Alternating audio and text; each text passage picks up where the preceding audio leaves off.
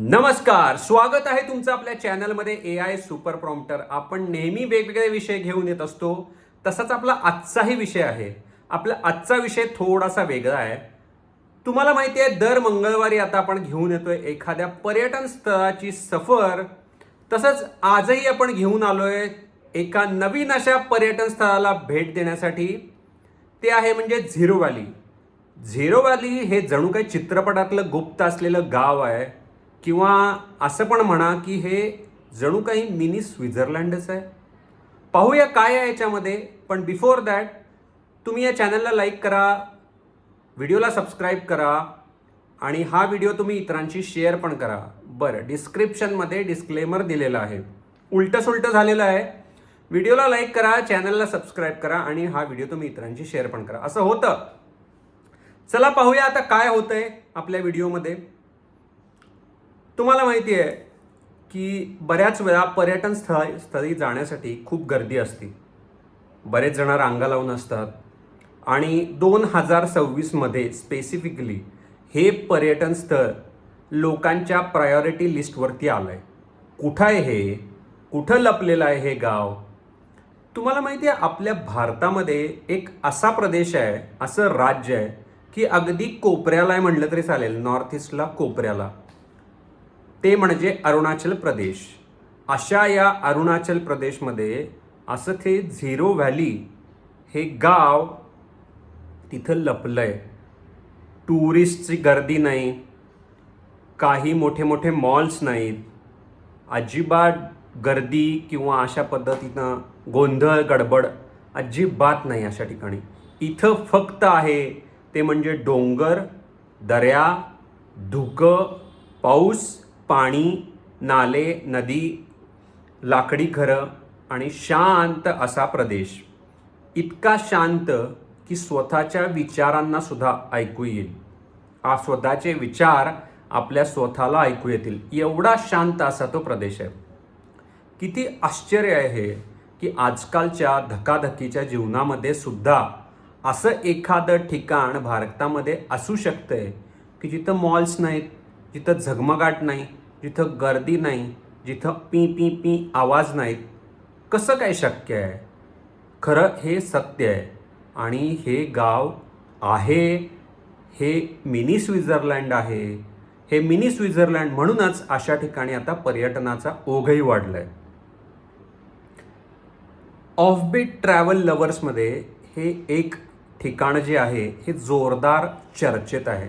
Offbeat travels lover म्हणजे जी लोक regular travel, नेहमीच्या पर्यटन स्थळाला तर बरेच जण भेट देतात, पण असे जे ट्रॅव्हल लवर्स आहेत की ज्यांना फक्त अशा ठिकाणी जायला आवडतं की जे पाहण्यासाठी छान आहे, अजून फेमस पॉप्युलर नाही आहे, आणि अशी ठिकाणं हे जे लोक आहेत ते हुडकून काढतात आणि जायचा प्रयत्न करतात.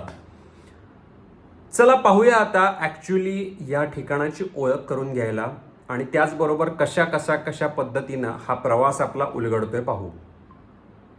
कल्पना करा, सकाळचे 6 वाजलेत, खिडकी उघडली आहे आणि समोर काय दिसतंय तुम्हाला? दाट धुकं, धुक्यामध्ये हरवलेली ती हिरवी अशी दरी आणि हळूहळू उगवणारा सूर्य. किती ते चित्रातलं, अगदी लहानपणापासून बऱ्याच जणांनी रेखाटलेलं असं ते गाव जेव्हा तुम्ही अशा ठिकाणी आहे आणि नजरेसमोर पडतंय, काय अनुभव असेल? कशा पद्धतीनं तो नयनरम्य देखावा तुम्हाला दिसत असेल? अविस्मरणीय असा तो देखावा, आणि तो स्वतःच्या डोळ्यांनी अनुभवतोय, पाहतोय. अशक्य अशा गोष्टी डोळ्याला जेव्हा दिसतात, आल्हाददायकच नाही तर आस्वाददायकही होतात. धडाधड मोबाईल बाहेर काढून व्हिडिओची मेमरीमुळं मोबाईल फुल होऊन सुद्धा काहीतरी करत राहावं व्हिडिओ, असं कायम वाटत राहतं. एकावर दुसरा व्हिडिओ, दुसऱ्यावर तिसरा व्हिडिओ, असं हे चालतच राहतं. आणि जरी तुमचा व्हिडिओ फुल झाला, मेमरी फुल झाली, तरी असं वाटतं कधीतरी की हे व्हिडिओ करतच राहावेत, असा प्रसंग टिपतच राहावा. बऱ्याच जणांनी अशा प्रसंगांना तुम्ही पाहिलं असेल असे प्रसंग कुठल्या ठिकाणी, तर माथेरान इथं पाहिलं असतील, किंवा तुम्ही पाहिलं असेल असे देखावे महाबळेश्वरला जरूर पाहिले असतील, पन्हाळ्याला पाहिले असतील. अशा बऱ्याच ठिकाणी असे देखावे दिसतात. पण ही आता ऑलरेडी गर्दीनं ही गडबडलेली ठिकाणं झालेत, खूप जास्त गर्दी. आता हे जे ठिकाण आहे ते ऑफबीट ट्रॅव्हल लवर्सनी हुडकून काढलेलं ठिकाण आहे. त्यामुळे आता पाहूया आता पुढं कसं आहे. जवळपास अरुणाचल प्रदेशमध्ये ही वसलेली दरी आहे. समुद्र सपाटीपासून 5,500 मीटरवरती, फुटावरती असलेली ही दरी आहे. किती उंच असेल समुद्र सपाटीपासून? 5,500 फूट. म्हणजे छोटी नाही आहे ही गोष्ट. ही गोष्ट माउंट एव्हरेस्ट किती आहे? 8,500. त्याच्या ऑलमोस्ट 5,500, म्हणजे तुम्ही म्हणलं तरी चालेल 60 ते 70% एवढी खोल आहे ती. युनेस्कोच्या टेंटेटिव्ह हेरिटेज लिस्टमध्ये सुद्धा या ठिकाणाचं नाव सहभागी झालं आहे. अनोखी सांस्कृतिक परंपरा, सस्टेनेबल फार्मिंग इथलं हे प्रसिद्ध आहे. तुम्हाला काय वाटतंय, ही झिरो व्हॅली अचानक अशी ट्रेंडमध्ये का आली? काय कारण असू शकतं? एकतर आजकाल लोकांना फोटो नुसतं काढायलाच अनुभव छान वाटत नाही, तर तो ॲक्च्युली त्यांना अनुभवायचा असतो. शांतता हवी असते, याचबरोबर नेचरचा डिटॉक्स पण पाहिजे असतो. आणि हे सगळं तुम्हाला एका ठिकाणी म्हणजे झिरो व्हॅलीला मिळतं आहे. Everything at one place. तुम्हाला छान चित्र पण मिळणार, फोटो पण चांगले काढता येणार, आल्हाददायक असा परिसर पण असणार आहे, नेचर डिटॉक्स पण झालं, आणि शांतता ती शांतता, या सगळ्या गोष्टी या एका ठिकाणी मिळतात. आणि म्हणून यंग ट्रॅव्हलर्समध्ये ही झिरो व्हॅली स्पेसिफिकली पॉप्युलर व्हायला लागली आहे. डेस्टिनेशन ट्रॅव्हलमध्ये लवकरच या गोष्टीचं नाव ॲड होईल अशी शक्यतासुद्धा आहे. आता इथं खरी जादू काय आहे? आता तुम्हाला खरी जादू इथं अनुभवायला मिळेल. एक तर इथली अपटानी ट्राईब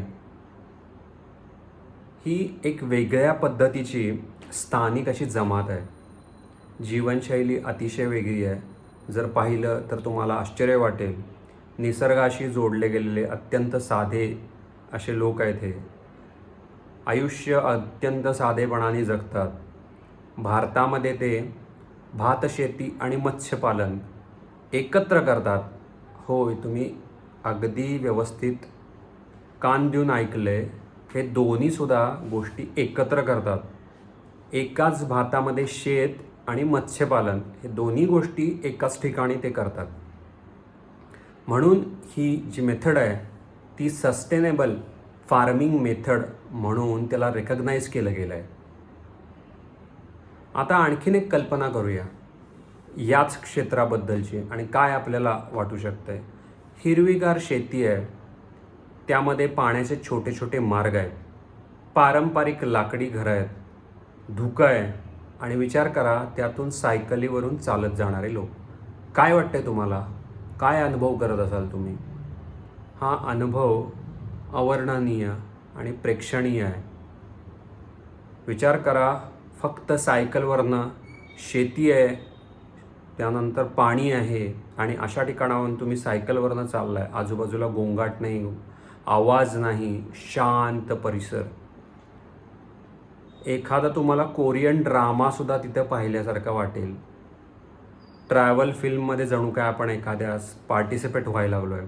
जर तुम्ही अशा ठिकाणी गेला असाल आणि कोणीतरी खरोखर एखादी ट्रॅव्हल फिल्म बनवत असेल, तर मित्रांनो एक लक्षात ठेवा की जेव्हा तुम्ही या ट्रॅव्हल फिल्ममध्ये याल त्यावेळी खरोखर असं जाणवेल की तुम्ही एखाद्या ड्रामाचा पार्ट आहात. विचार करा, एखादा कोणीतरी कॅमेरा घेतला आहे त्यानं आणि तुमचा व्हिडिओ तुमचाच असा नाही, एक जनरल तिथल्या परिसराचा व्हिडिओ करतोय तो, आणि व्हिडिओ करत असताना त्या परिसराचा हे लक्षात येतं आहे तुम्हाला की किंवा तुम्ही कॅप्चर होताय त्याच्यावरती आणि पुढं कधीतरी तो दाखवला गेला आणि तुम्ही पाहिला त्याच्यामध्ये, अरे हा तर मी आहे आणि मी गेलो होतो इथं. तर लिटरली सिनेमॅटिक अशी ही दृश्य आहेत. त्यामुळं वारंवार सांगावं असं वाटतंय मला की जरूर या ठिकाणाला तुम्ही भेट द्या. आता आणखीन एक अत्यंत वेगळी अशी गोष्ट आहे. तुम्ही कधी नाव ऐकलं आहे का झिरो म्युझिक फेस्टिवलचा? कदाचित ऐकलंही असेल. जे म्युझिक लवर्स आहेत त्यांनी हे नाव जरूर ऐकलं असेल. तर झिरो हे फेमस आहे zero music lovers, zero music festival यासाठी, आणि दरवर्षी हे आयोजित केलं जातं आहे. परदेशातून भारतातून त्या ठिकाणी लोक जमा होतात. डोंगराच्या मधोमध ओपन एअर म्युझिक, थंड हवा, रात्रीचा आवाज, आकाश, आणि त्यातून एक म्युझिक जे आहे त्याचा अनुभव तिथं असलेले लोक घेत आहेत. Totally completely different kind of experience it is. आता तुम्हाला प्रश्न पडला असेल याच्यामध्ये आणि मलाही पडला, बरं मी आता तिथं गेलो, खाणार काय मी तिथं? काय खाऊ? खायला काहीतरी असेल नक्की, भात आणि मासळीचे पदार्थच असणार आहेत नो डाऊट. पण तरी पण काय आहे बघूया. तिथं कसल्या पद्धतीचं फूड हे अनुभवायला मिळतं आहे. बांबूच्या शूट्सपासून बनणारे पदार्थ, स्थानिक भाज्या, स्मोक्ड फूड. स्मोक्ड फूड म्हणजे धूर दिला जातो त्याला. स्मोक्ड फूड, खूप साधं असं ऑथेंटिक लोकल जेवण हे तिथं तुम्हाला मिळेल. आणि फूडी असेल कोणी तर नक्की त्याचा फूड ब्लॉग बनेल, यात मला काही शंका वाटत नाही. आता खाणं तर झालं, खाणं आपल्याला मिळालं, पाहायला आपल्याला मिळालं. फोटोग्राफी प्रेमींसाठी काय आहे का तिथं? कोण आहे असं की जे फोटोग्राफीमध्ये इंटरेस्ट घेत आहे? आणि घेत असेल तर या व्हिडिओला लाईक करा तुम्ही. नक्की कमेंट बॉक्समध्ये तुम्ही टाका की हां मी फोटोग्राफीमध्ये इंटरेस्ट घेतो. तुमच्यासाठी हे ठिकाण नक्की डेस्टिनेशन आहे. असं का? मगाशी मी तुम्हाला म्हणालो की हे हेवन आहे, हेवन. पृथ्वीवरचं स्वर्ग, मिनी स्वित्झर्लंड, धुकं अगदी खालीपर्यंत आलेलं, गोल्डन आवर, सकाळचं धुकं, हिरव्या दऱ्या, लहानसं गाव, ट्रॅडिशनल कल्चर, नो नॉईज, सगळेजणं शेती करतायत.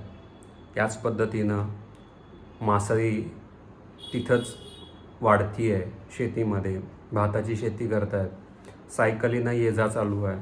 सिनेमॅटिक दृश्य आहे. किती छान फोटो निघतील यातनं. आणि कदाचित एखादा तुमचा फोटो हा एवढा पॉप्युलर होऊन जाईल सोशल मीडियामध्ये की तुम्ही एक्सपेक्ट पण करू शकणार नाही. असे ते सिनेमॅटिक फोटो. इंस्टाग्राम जनरेशनवाल्यांसाठी तरी पंढरीच म्हणायला पाहिजे. एवढं ते डेस्टिनेशन पॉप्युलर असू शकते किंवा होईल पुढं जाऊनसुद्धा. एवढे तुमचे रील्स बनतील, एवढे तुमचे व्हिडिओ निघतील, शॉर्ट्स तयार होतील की विचार करायचं काम नाही. कदाचित पुढे तुम्ही 6 महिने त्यातले थोडे थोडे थोडे थोडे करत जरी शॉर्ट्स टाकले तरी खूप आहे. एवढे तुम्हाला तिथे व्ह्यूज मिळतील, कोपऱ्या कोपऱ्यावरती व्ह्यूज तयार होतील तुम्हाला. एखादी गोष्ट पण आपल्याला लक्षात घेतली पाहिजे. कुठली गोष्ट आपण जेव्हा अशा पद्धतीनं हे करत असतो, जातो एखाद्या ठिकाणी, त्यावेळी लक्षात घेतली पाहिजे की हे गोवा नाही आहे किंवा हे मनाली नाही आहे, ऑलरेडी पॉप्युलर डेस्टिनेशन, किंवा महाबळेश्वर नाही आहे, किंवा हे माथेरान पण नाही आहे, लोणावळा खंडाळा पण नाही आहे. हे वेगळं असं डेस्टिनेशन आहे. इथं नाईट लाईफ कमी आहे, इथं मोठी शॉपिंग सेंटर्स नाही आहेत, फार मोठ्या मोठ्या बाजारपेठा तुम्हाला मिळणार नाहीत. तुम्हाला फक्त स्वतःला वेळ द्यायचा आहे, शांत व्हायचं आहे, मोबाईल बाजूला ठेवून निसर्गाचा अनुभव घ्यायचा आहे, तर झिरो व्हॅली ही परफेक्ट डेस्टिनेशन आहे. खरोखर आजच्या जीवनामध्ये मोबाईलला बाजूला ठेवून काम करणं शक्य आहे का?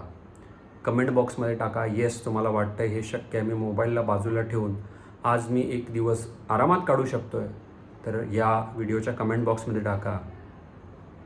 पण मोस्ट ऑफ द पीपल म्हणजे बरेचसे लोक जे आहेत, जीवनाचा दैनंदिन जीवनाचा अभेद्य असा हा मोबाईल भाग होऊन बसला आहे.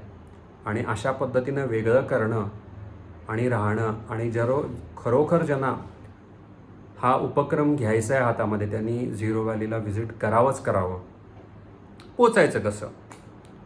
तुम्हाला पहिला इटानगर किंवा नहरलगुनला जायला लागेल. तिथून रोड ट्रिप करून झिरो व्हॅलीला जायला लागेल. रेल्वेचा प्रवास इटानगरपर्यंत, तोही तुमचा प्रवास हा अविस्मरणीय असणारच आहे. इटानगर वाराणसी इटानगर ह्या तुम्हाला माहीत असतील ट्रेन. वाराणसी इथून वाराणसीहून इटानगर या तुम्हाला ट्रेन साधारण माहीत असतील. या साधारण ट्रेन्स पकडता येतील.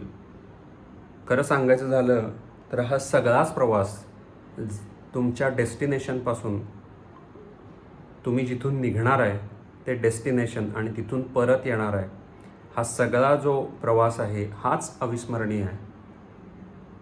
प्रत्येक गोष्ट लक्षात ठेवण्यासारखी आहे, याच्यामधली नोट करण्यासारखी आहे आणि त्यानुसार प्रसंग तुमच्या मोबाईलच्या मेमरीमध्ये सेव्ह करण्यासारखं आहे. जायला कधी पाहिजे बाय द वे? सगळ्यांना आता उत्सुकता असेल, मी आता या ठिकाणी जायचं कधी? एवढं छान लोकेशन आहे, एवढे दिवस लपून राहिलं आहे, आता मी तुम्हाला सांगितलं आहे, पण आम्ही जाऊ कधी अशा लोकेशनला? साहजिक प्रश्न पडला असणार आहे. तर आयडियल काळ आहे याच्यासाठी मार्च ते ऑक्टोबर हा आयडियल टाईम आहे. आत्ता आपण कुठल्या महिन्यात आहोत? जून, जुलै. 2-3 महिने निघून गेले, काही प्रॉब्लेम नाही. रेल्वेचं तिकीट बुक करा. एक 1-1.5 महिन्यानंतरचं, गणपतीनंतरचं प्लॅनिंग करा आणि नक्की जाऊन या. ऑक्टोबर हा लास्ट असतो, ऑक्टोबरला हीट असते नॉर्मली. सप्टेंबरपर्यंत कसं आवरता येईल हा प्रवास, हे बघणं, हे प्लॅनिंग करणं हे अत्यंत उपयोगी ठरेल. जाऊन येणं तिथंपर्यंत. तुम्हाला पावसाळ्यामध्ये जायचा अनुभव मिळणार. हिरवळ जाताना दिसणार आणि हा जो प्रदेश आहे हा खूप जास्त पावसाचा प्रदेश आहे. अरुणाचल, चेरापुंजी हे जे प्रदेश आहेत, हे आसाम, हे अत्यंत पावसाचे प्रदेश आहेत. चेरापुंजी तर तुम्हाला माहितीच आहे, बरेच दिवस हे जगातलं सगळ्यात जास्त पाऊस पडणारं ठिकाण होतं.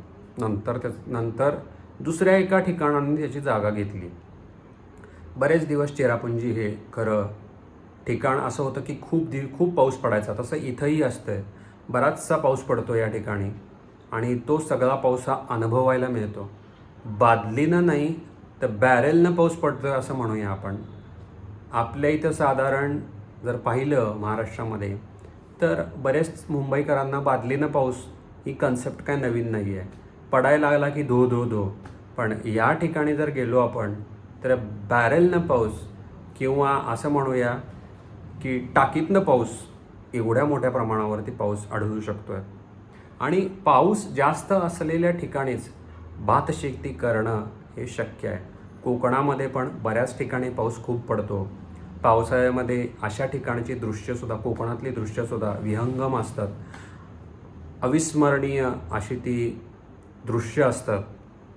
तर अशाच पद्धतीचं, किंवा आता ह्याच्यामध्ये कम्पेअर नाही करणार, हे अगदी नवीन डेस्टिनेशन आहे, पण अशा पद्धतीचं एक इमॅजिन करायला गेलो आपण तर हा अनुभव तुम्ही वेगळ्या पद्धतीनं तिथं अनुभवू शकता.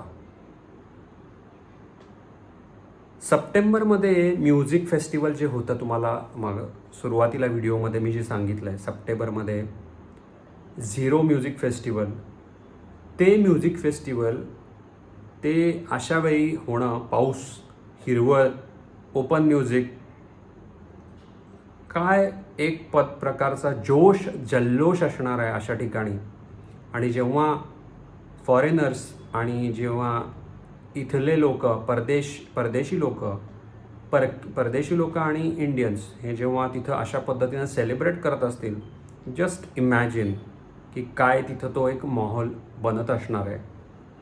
नक्की आता तर माझ्या मते बऱ्याच लोकांनी प्लॅनिंग केलंच असणार आहे. आम्ही आता तर जाणारच जाणार. मजेदार आता फॅक्ट इथं असं आहे की इथं मोबाईल घेऊन जाणार तुम्ही, पण 100% नेटवर्क वीक असू शकते. डोंगरांमध्ये टॉवर कसे लावणार? असतील तरी नेटवर्क वीक असायची शक्यता आहे. कदाचित आधुनिक माध्यमं जी आहेत ज्याच्यामुळे इंटरनेट कनेक्टिव्हिटी असते ते मिळणार नाही, पण कॉलिंगची सुविधा तर नक्कीच मिळू शकते. सोशल मीडियापासून तुम्हाला थोडे दिवस लांब राहायचं असेल तर आयडियल डेस्टिनेशन, तुम्हाला मागाशी म्हणल्याप्रमाणे मोबाईलपासून लांब राहायचं आहे, आयडियल डेस्टिनेशन. वाईट तर डील नाही आहे ही. शेवटी वर्षात नाही एकदा कोणीतरी अशा पद्धतीचं रिफ्रेशमेंट किंवा कित्येक वर्षातून कोणी प्लॅन करत असेल की मला रिफ्रेशमेंट हवी आहे, तर इट्स अ बेस्ट डील. खूप छान अशी अपॉर्च्युनिटी आहे ही की त्या ठिकाणी जाऊन बाबा मी एका अशा ठिकाणी चाललो आहे की तिथं नेटवर्क नाही आहे, थोड्या दिवसासाठी मानसिक शांतता, समाधान हे जे कोणाला अनुभवायचं आहे, धकाधकीच्या आयुष्यातून जीवनातून वेळ काढायचा आहे स्वतःसाठी, तर झिरो व्हॅली ही नक्की ही तुमच्यासाठी तुमच्यासाठीच बनली आहे असं म्हटलं तरी चालेल. बरं, हे कसं आहे आता की कधीकधी प्रवास म्हणजे क्राऊडमध्ये जाणं नसतं आहे, फक्त स्वतःपासून थोडंसं दूर जाणं, आपल्या रेग्युलर रुटीन लाईफपासून थोडंसं दूर जाणं, वेगळा असा अनुभव घेणं आणि परत त्यात स्वतःलाच शोधणं. ही झिरो व्हॅली तुम्हाला ही स्वतःला शोधण्यात नक्की मदत करेल. वाटलं तर आवडीची पुस्तकं घेऊन जावा तुमच्याबरोबर. संग्रह जर असेल कोणाचा, एक 2-4 छोटी छोटी पुस्तकं घेऊन जावा, नाहीतर तुमच्या बॅग्स हेवी होतील, लगेज हेवी होईल. छोटी छोटी 2-4 पुस्तकं अशा ठिकाणी जाऊन कोणी वाचत असेल किंवा कोणाकडे जर किंडल नोटबुक रीडर असेल तर मग काय तुम्ही कितीही पुस्तकं त्या छोट्याशा बुकमध्ये ठेवू शकता, हरकत नाही, तोही प्रयोग करू शकता तुम्ही तिथं. झिरो व्हॅली ही अशीच जागा आहे की तिथं तुम्हाला डोंगर मिळतात. डोंगर सांगतात तिथं की घाई करू नको, इथं दुःख आहे, इथं थांब थोडा वेळ. इथं पाऊस असू शकतो, इथं खड्डे आहेत किंवा इथं वेगळा निसर्ग आहे, डोळे भरून आस्वाद घे. हे निसर्गच तुम्हाला तिथं सांगतो आणि त्या निसर्गाच्या प्रत्येक टप्प्यावरती तुम्ही तो अनुभव घेता, निसर्गाचं ऐकता आणि अनुभवता. शांततेत सुद्धा बऱ्याच वेळा खूप साऱ्या गोष्टी असतात आणि ह्या ज्या गोष्टी आहे या तुम्ही झिरो व्हॅलीत अनुभवाल. चला आता आपण पाहिली आज मंगळवारच्या आपल्या सफारीमध्ये झिरो व्हॅली. अरुणाचल प्रदेशमधली ही झिरो व्हॅली जणू काही एखाद्या चित्रपटातलं गुप्त असं गाव किंवा असं गाव की मिनी स्वित्झर्लंडच आहे असं म्हणूया, असं हे गाव. थोडीशी याची माहिती घेतली. पुन्हा आपण पुढच्या मंगळवारी अशाच एका डेस्टिनेशनला ट्रॅव्हल प्लॅन करूया, आस्वाद घेऊया आणि नक्की एक जर्नीचा अनुभव घेऊया. व्हिडिओ आवडला असेल तर या व्हिडिओला लाईक करा, चॅनलला सबस्क्राईब करा आणि हा व्हिडिओ तुम्ही इतरांशी शेअर करा. पुन्हा भेटूया आपण पुढच्या व्हिडिओमध्ये. निरोप घ्यायची वेळ आली आता. नमस्कार.